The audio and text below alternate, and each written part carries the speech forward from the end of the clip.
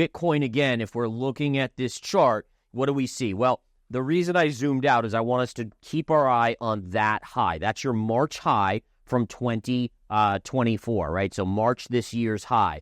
And then again, notice how you kind of consolidated for basically 6 months, right? 6 months, and then you tagged it here, rejected, and broke out. So what that means is that if we ever get a big correction in Bitcoin, this is going to stand out as a huge retrace to the scene of the crime buying opportunity. So right away in my head, I'm like, okay, if it ever gets back there, maybe it doesn't. If it ever gets back there, that will be a swing trade level. Now, what we've talked about before is Bitcoin Zella stands out with its simplicity and clarity. We've crafted an experience that anyone can dive into, whether you're a crypto expert or just a new to the crypto world. Now, guess who keeps his eye on us? The author of best-selling book Rich Dad Poor Dad, Robert Kiyosaki. And we want to take this opportunity and thank all the people who trusted us, and we read every comment. And the best part, it's free. Subscribing now means you will get all new information for free. Don't just follow the trends, stay ahead of them. Subscribe to Bitcoin Zella today and enjoy the new edge. In this video, Gareth Soloway shares why Bitcoin could soar above $100,000 and breaks down strategies to become a winning trader and investor in crypto. Let's catch him up to learn more. right here you have your 92 to 91,000 level, right? So 92 to 91. This is a major level right here. You can see you had your move up, and then you retraced and hit. Then you moved up, and you had that weird doji where it went to 104 and then to 92 right there as well. So that tells me there's an intriguing level. Next, what we did here, and let me just erase these lines so we can keep it clean, I also found a parallel here from this high right here to these lows right through here. And so short term, today, for instance, I'm watching this 95.5 level. If that breaks, we probably test 91. And again, I would say as long as 91 holds, then you favor upside to 107 to 108,000. If 91 breaks, then there's really not a lot. From here to here, there's only little minor pivots in here. And that, to me, opens a kind of a trap door that it could go down. But remember, I look at as a trader, and this is something I know a lot of people have a lot of hard time understanding, is that as a trader, I have to look at both sides of the market. So while I favor the upside still on Bitcoin here, because it's above 91, I also have to say, okay, well, what if it breaks 91? What happens? Well, now you have a trap door, kind of an air pocket that could take it back to the downside. So again, short-term bias is still neutral to bullish.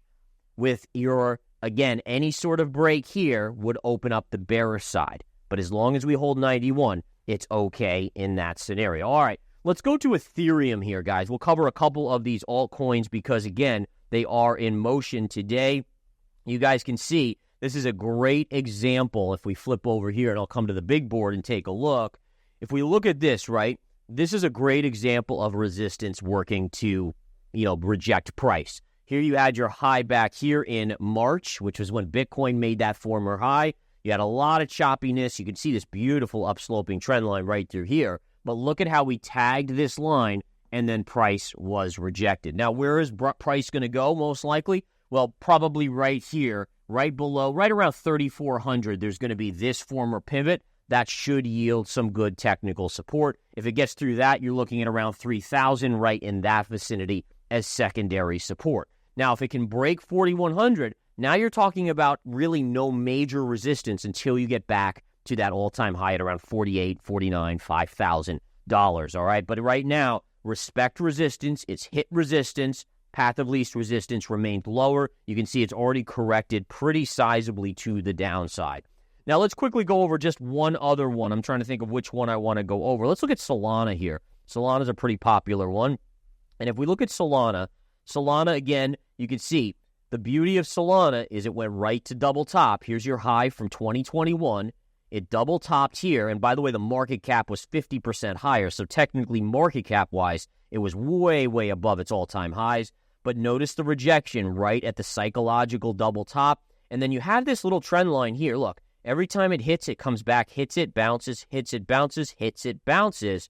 And so the question is, do you kind of just continue to hop along that until we get down to the more major technical support here at around this 190 level? And I could see it coming back to 190, to be honest. I think 190 gets interesting as a long opportunity. Notice where I'm getting that level from. Right here, and right through, comes right in through this area. So that would be a level to watch. And then you also have this upsloping trend line right here.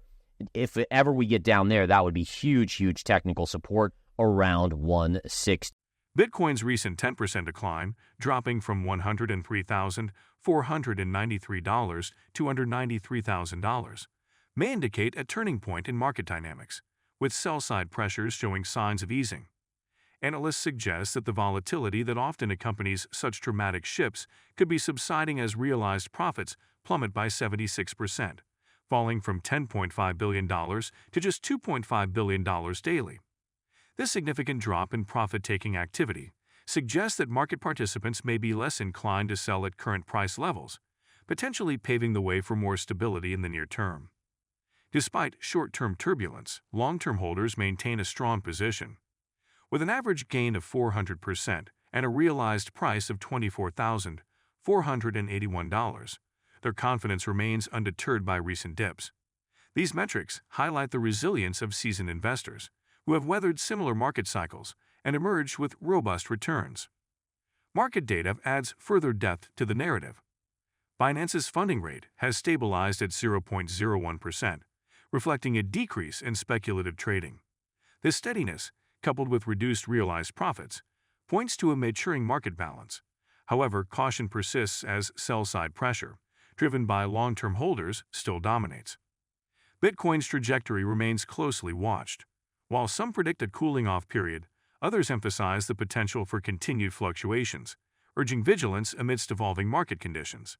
Let's take a look at the pre-market action on the S&P 500. And what we have here, this is yesterday, right? So we opened right up here yesterday. Remember, it was basically a flat market to start the day, and then we saw the selling pressure. Now, remember, yesterday we talked about Palantir in the game plan in the morning and how it was gapping up. And I said, okay, what we need to watch for here is some sort of reversal signal. Well, we got that reversal signal, huge reversal engulfing candle, which is about as bearish an indicator as you can get. We'll cover the Palantir chart in just 1 minute. But nonetheless, yesterday we saw the pretty big sell-off here in the early portion of the day. If you've been watching my game plans, you've noticed that I've talked about how from basically the market opens till about 10:30, there's oftentimes heavy selling, and then the markets kind of go into sideways chop mode the rest of the day.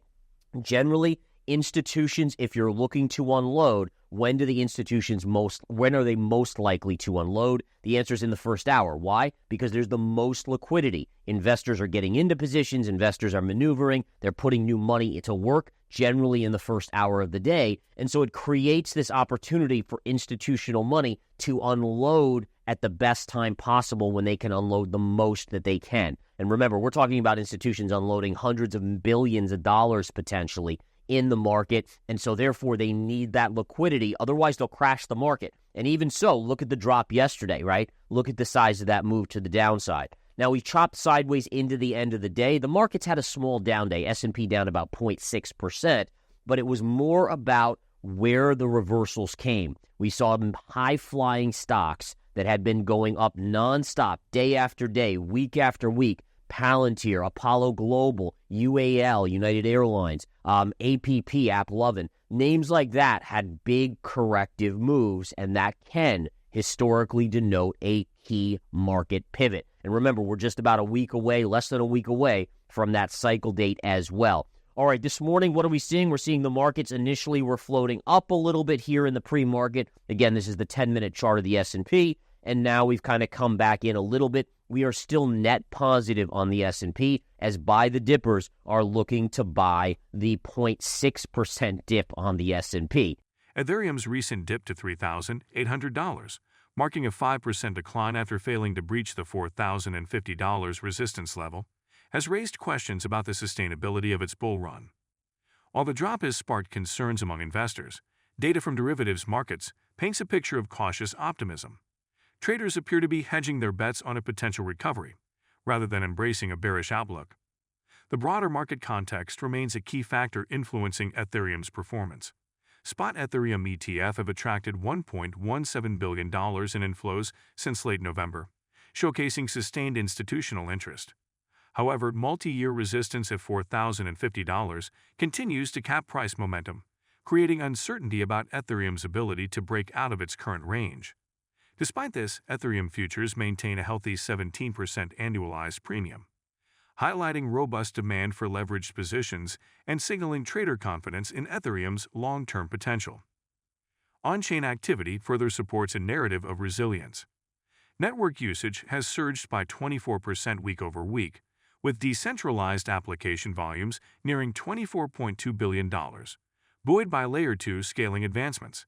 Additionally, options markets reflect a neutral sentiment, with a skew of 2% suggesting traders are not pricing in significant bearish risks.